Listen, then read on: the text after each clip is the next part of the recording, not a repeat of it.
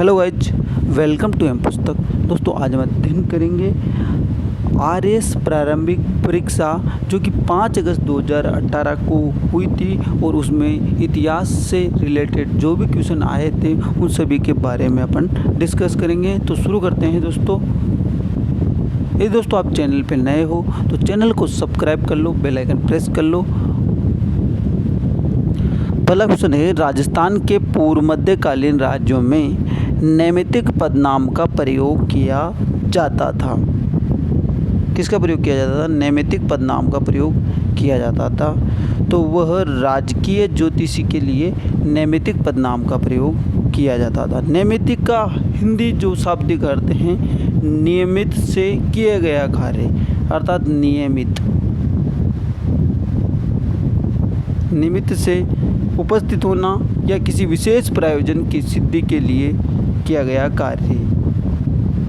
Next जो question है, क्रांतिकारी जिसे महंत प्यारेलाल हत्याकांड में सजा मिली।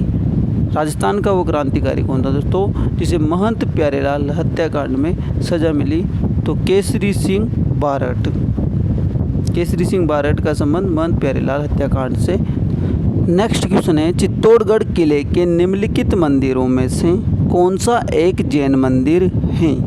तुलजा भवानी मंदिर, समसिद्धेश्वर मंदिर, सातविश मंदिर, कुंभ श्याम मंदिर। तो इसमें से सातविश मंदिर जो है ये जैन मंदिर हैं और ये कुंभा के महल के सामने बना हुआ है। इस मंदिर में 27 देवरियाँ बनी हुई हैं। कितनी देवरियाँ? 27 देवरियाँ भी बनी हुई हैं। वह 163 पाषाण कलात्मक स्तंभ बने हुए हैं। कितने? 163 पाषाण कलात्मक स्तंभ बने हुए हैं। मुख्य मंदिर आदिनाथ भगवान की मूर्ति इसमें लगी हुई है। इसका निर्माण 1448 में करवाया गया था। Doctor A.L. जैन के अनुसार 957 ईस्वी में इसे प्रारंभ किया गया था बनाना और 972 में इसे पूरा किया गया। सिकंदर शाह नामक ब्राह्मण ने इसका निर्माण करवाया।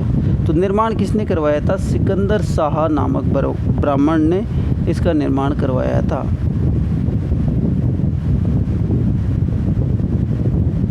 सिकंदर शाह नामक ब्राह्मण ने, ठीक है। 40,000 और कहा जाता है कि इसके जो नींव थी उसमें 40,000 मन तेल को डाला गया था, जिससे कि क्या होता है, तेल डालने से मंदिर की आयु 1500 वर्ष आगे बढ़ जाती है, यानी कि वह 1500 वर्ष उसकी आयु बढ़ जाती है। नेक्स्ट क्वेश्चन आता है दोस्तों, निम्नलिखित में से किस स्थल से शासक मेनेंडर के 16 सिक्के प्राप्त हुए?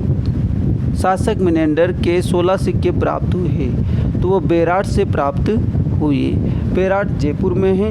विराट नगर जिसे अभी कहा जाता है, ये मत्स्य प्रदेश की राजधानी है। सबको पता है मत्स्य प्रदेश की राजधानी है। मत्स्य प्रदेश की राजधानी है। और यहाँ से बेराट से क्या हुआ, 36 मुद्राएं मिली। कितनी मुद्रा मिली? 36 मुद्रा मिली।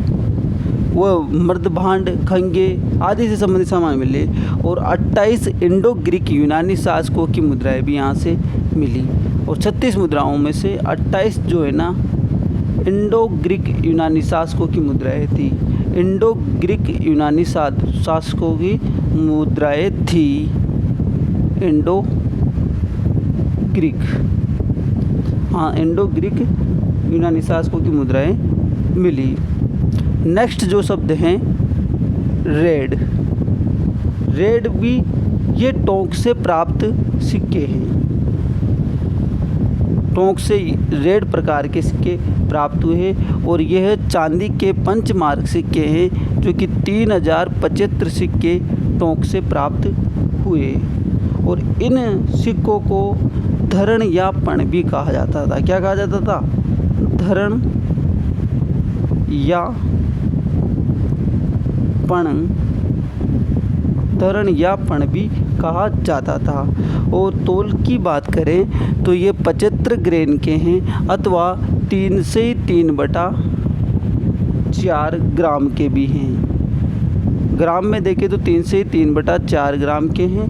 वह तौल में ग्रेन में 57 ग्रेन के ये सिक्के हैं। और इन सिक्कों पर सूर्य के, तीर के, मछली के और घंटा जो कि मंदिरों में होता है उसके चिन्ह अंकित थे।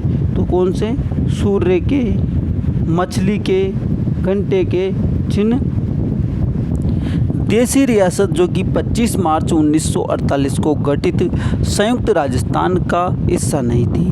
तो संयुक्त राजस्थान का हिस्सा उदयपुर रियासत नहीं थी, क्योंकि शाहपुरा, प्रतापगढ़ और बूंदी ये तीनों रियासतें संयुक्त राजस्थान में सम्मिलित हो चुकी थी, जो कि 25 मार्च 1948 को गठित हुआ था।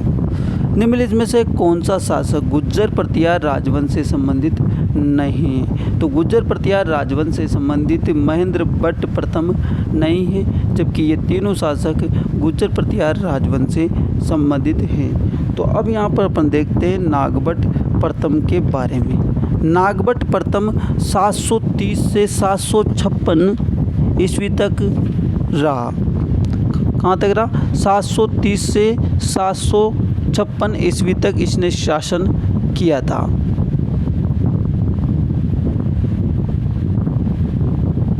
छप्पन ईस्वी तक शासन किया। और इसका मूल नाम क्या था? हरिश्चंद्र था।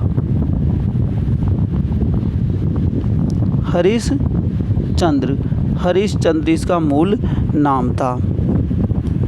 और इसके 2 पत्नियां थी, एक ब्राह्मण थी, एक क्षत्रिय थी। और ब्राह्मण वाली जो पत्नी थी उसके पुत्र ने माला पर शासन किया, और क्षत्रिय वाली पत्नी के पुत्र ने जोधपुर पर शासन किया। इसने अरबों को सिंध से आगे नहीं बढ़ने दिया। और ग्वालियर प्रशस्ति के अनुसार इसे नारायण के रूप में लोगों की रक्षा करते थे। अर्थात लोगों की रक्षा ये नारायण के रूप में करता था, तथा उसे मल्लेचों का नाशक भी कहते हैं। क्या कहा जाता था? मल्लेचों का नाशक। मल्लेचों का नाशक भी इसे कहा जाता है, यानी मल्लेचों का नाशक भी इसे, यानी शत्रुओं का नाशक इसका अर्थ होता है, बताया जाता है। नेक्स्ट क्वेश्चन है, निम्नलिखित में से किसने राजपूताना की देसी रियासतों के साथ 1817-18 की अधीनस्थ संधि की बातचीत की थी? तो चार्ल्स मेटकोप ने की थी। ऑप्शन नंबर 3 इसमें राइट आंसर हो जाएगा। पर इस संधि के बारे में अपन विस्तार से समझते हैं, क्योंकि मेवाड़ जैत्र सिंह से लेकर के अजीत सिंह तक 450 वर्षों में मुसलमानों से अनेक लड़ाइयाँ लड़ी, लेकिन मेवाड़ का ज़्यादातर नुकसान नहीं हुआ। लेकिन 60 वर्षों में पिंडारियों व मराठाओं ने, कितने वर्षों में? 60 वर्षों में पिंडारियों व मराठों ने मेवाड़ को वीरान कर दिया।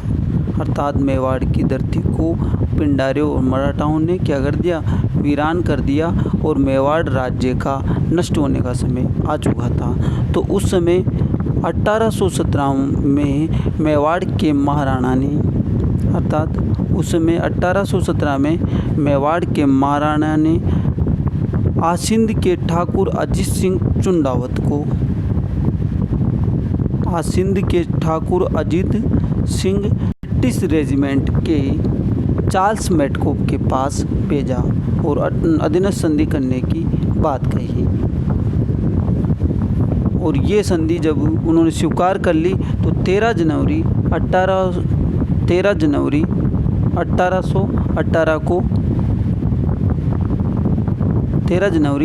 1818 को इस पर सहमति बनी। व 22 जनवरी 1818 को ये संधि पारित हो गई और इसकी घोषणा कर दी गई। कब? तो घोषणा कब की गई? 22 जनवरी 1818 को इसकी घोषणा की गई। और 13 जनवरी 1818 पर चार्ल्स मेटकोप व मेवाड़ के जो शासक थे उनके बीच सहमति बनने पर इसे संधि कर ली गई।